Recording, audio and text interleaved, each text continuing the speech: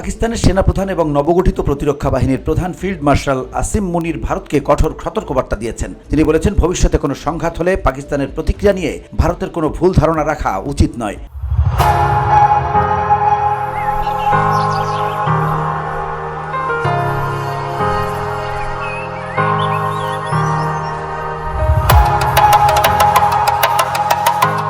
সোমবার রাওয়ালপিন্ডির জেনারেল সদর দপ্তরে অনুষ্ঠিত গার্ড অব অনার অনুষ্ঠানে তিনি বলেন, আগামীবার পাকিস্তানের জবাব আরও দ্রুত ও তীব্র হবে। পাকিস্তানের প্রথম চিফ অব ডিফেন্স ফোর্সেস হিসেবে তার নিয়োগ উপলক্ষে অনুষ্ঠান আয়োজন করা হয়।